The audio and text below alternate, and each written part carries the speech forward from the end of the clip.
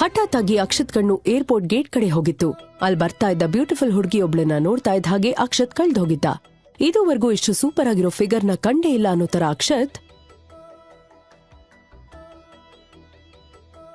ಓ god, after so long ಬೆಂಗಳೂರಲ್ಲಿ ಇಂಥ ಒಂದು ಬ್ಯೂಟಿ ನೋಡ್ತಾ ಇದ್ದೀನಿ.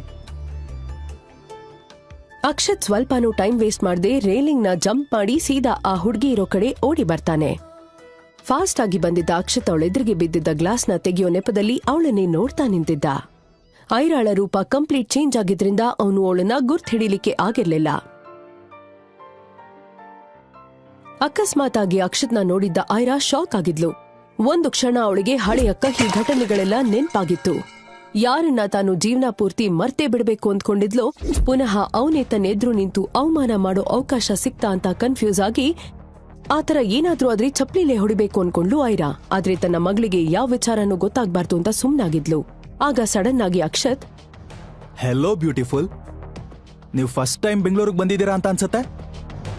ಯಾಕಂದ್ರೆ ನಾನ್ ನಿಮ್ಮನ್ನ ಇದಕ್ಕೂ ಮೊದಲು ಬೆಂಗಳೂರಲ್ಲಿ ನೋಡಿರ್ಲಿಲ್ಲ. ಅದನ್ನ ಕೇಳಿಸ್ಕೊಂಡ ಐರಾಗೆ ಅವಾಗ ಅರ್ಥ ಆಗಿತ್ತು ಅಕ್ಷತ್ ತನ್ನನ್ನ ಗುರ್ತ್ ಹಿಡಿಲಿಲ್ಲ ಅನ್ನೋದು. ಅಕ್ಷತ್ ಮಾತನ್ನ ನೆಗ್ಲೆಕ್ಟ್ ಮಾಡ್ತಾ ಟ್ಯಾಕ್ಸಿ ಡ್ರೈವರ್ಗೆ ಕಾಲ್ ಮಾಡ್ತಾಳೆ ಐರಾ. ಹಲೋ, ಎಲ್ಲಿದ್ದೀರಾ ಅಣ್ಣ? ಎಂಟ್ರೆನ್ಸ್ ಅಲ್ಲಿ ಇದೀನಿ ಮೇಡಮ್, ಬಂದೆ. ಸರಿ. ಅವಳು ಮರ್ತೇ ಬಿಡ್ಬೇಕು ಅನ್ಕೊಂಡಿರೋರಲ್ಲಿ ಅಕ್ಷತ್ ಕೂಡ ಒಬ್ಬ. ಆದ್ರೆ ಅಕ್ಷತ್ ಮಾತ್ರ ಅವಳನ್ನ ಅಡ್ಡ ಹಾಕ್ತಾ, ಹೇ, ಟ್ಯಾಕ್ಸಿ ಯಾಕೆ? ನಿನಗೆ ಎಲ್ಲಿಗೆ ಹೋಗ್ಬೇಕು ಅಂತ ಹೇಳು, ನಾನಲ್ಲಿಗೆ ಡ್ರಾಪ್ ಮಾಡ್ತೀನಿ. ಹೌದು, ಈ ಸಣ್ಣ ಮಗು ಯಾರು? ಕ್ಯೂಟ್ ಗರ್ಲ್, ನಿಮ್ ತಂಗಿನಾ? ಅದನ್ನ ಕೇಳಿಸ್ಕೊಂಡ ಸ್ವೀಟಿ ಜೋರಾಗಿ ನಗಾಡಿದ್ಲು. ಅಷ್ಟೊತ್ತಿಗೆ ಟ್ಯಾಕ್ಸಿನೂ ಬಂದಿತ್ತು. ಐರಾ ಅರ್ಜೆಂಟಲ್ಲಿ ಸ್ವೀಟಿನ ಟ್ಯಾಕ್ಸಿಯಲ್ಲಿ ಕೂರಿಸಿ ಅವಳು ಕೂತ್ಕೊಂಡ್ಲು. ಇನ್ನೇನು ಟ್ಯಾಕ್ಸಿ ಹೊರಡ್ಬೇಕು ಅನ್ನುವಾಗ ಅಕ್ಷತ್, ಬೆಂಗಳೂರಿಗೆ ಬಂದಾಗ ಏನಾದ್ರೂ ಹೆಲ್ಪ್ ಬೇಕಾದ್ರೆ ಒಂದ್ ಹೆಸರು ನೆನ್ಪಿಟ್ಕೊಳ್ಳಿ, ರಾವ್ ಅಂಡ್ ಕೋ. ನೀವ್ ಯಾರನ್ನ ಕೇಳಿದ್ರು ಕೂಡ್ಲೆ ಕರ್ಕೊಂಡ್ ಬಂದು ನಮ್ಮ ಮನೆ ಮುಂದೆ ಇಳಿಸೋಗ್ತಾರೆ. ತಗೊಳ್ಳಿ ನನ್ ವಿಸಿಟಿಂಗ್ ಕಾರ್ಡ್.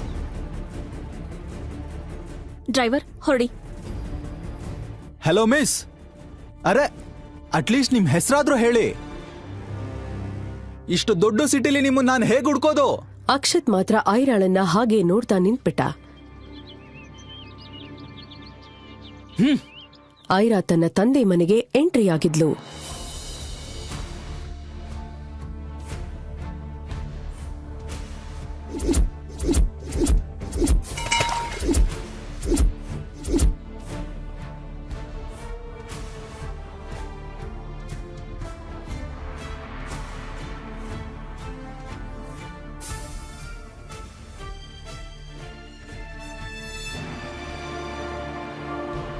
ಐರಾಳನ್ನ ನೋಡ್ತಾ ಇದ್ದ ಹಾಗೆ ಅವಳ ತಂದೆ ಸೂರ್ಯಪ್ರಕಾಶ್, ಐರಾ, ನೀನ್ ಬಂದ್ಬಿಟ್ಯಾ?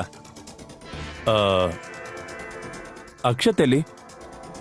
ಐರಾ ತನ್ನ ಅಪ್ಪನ ಮಾತಿಗೆ ಉತ್ತರ ಕೊಡದೆ, ಈಗ್ಲಾದ್ರೂ ಹೇಳ್ತೀರಾ ಇಷ್ಟು ಅರ್ಜೆಂಟಲ್ಲಿ ನನ್ನ ಯಾಕೆ ಬರಕ್ ಹೇಳಿದ್ದು ಅಂತ? ಐರಾಳ ಅಪ್ಪ ತಡಬಡಿಸ್ತಾ, ಅಶ್ವಿನಿ, ಅಶ್ವಿನಿ,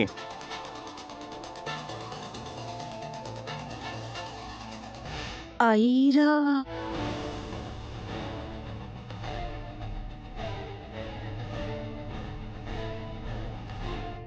ಐರಾ, ನೀನು 2 ಪೇಪರ್ಸ್ ಮೇಲೆ ಸೈನ್ ಹಾಕ್ಬೇಕು. ಯಾವ್ದಾ ಪೇಪರ್ಸ್? ನೀನು ಅಕ್ಷತ್ ಬೇರೆ ಆಗಿ 6 ವರ್ಷ ಆಯ್ತು. ನಿನ್ ಜೀವನದಲ್ಲಿ ಹ್ಯಾಪಿ ಆಗಿದೀಯಾ. ಅಕ್ಷತ್ ಕೂಡ ಅವನ ಲೈಫಲ್ಲಿ ಹ್ಯಾಪಿನೆಸ್ ನ ಹುಡುಕಕ್ ಶುರು ಮಾಡಿದಾನೆ. ಸೊ ನೀವಿಬ್ರು ಡಿವೋರ್ಸ್ ತಗೊಂಡ್ರೆ ಒಳ್ಳೇದು. ಈ ಡಿವೋರ್ಸ್ ಪೇಪರ್ಗೆ ಒಂದ್ ಸೈನ್ ಹಾಕ್ಬಿಡಮ್ಮ. ಐರಾ ಅಪ್ಪ ಅವಳಿಗೆ ಡೈವರ್ಸ್ ಪೇಪರ್ ಕೊಡ್ತಾ ಇದ್ದಂಗೆ, ಇದಕ್ಕೋಸ್ಕರನಾ? ನಾನ್ ರೆಡಿ ಇದ್ದೀನಿ. ಎಲ್ ಸೈನ್ ಮಾಡ್ಬೇಕು ಅಂತ ಹೇಳಿ. ಹಾ, ಇಲ್ಲಿ ನೋಡು, ಇಲ್ಲಿ.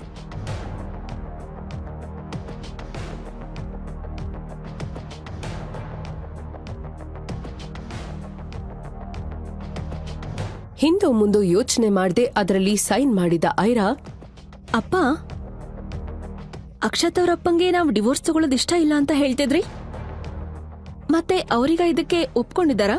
ಆ ಪ್ರಶ್ನೆ ಬರ್ತಾ ಇದ್ದಂಗೆ ಸೂರ್ಯಪ್ರಕಾಶ್, ಬಹುಶಃ ನೀನ್ ಸರಿಯಾಗಿ ಕೇಳಿಸ್ಕೊಂಡಿಲ್ಲ ಅನ್ಸುತ್ತೆ.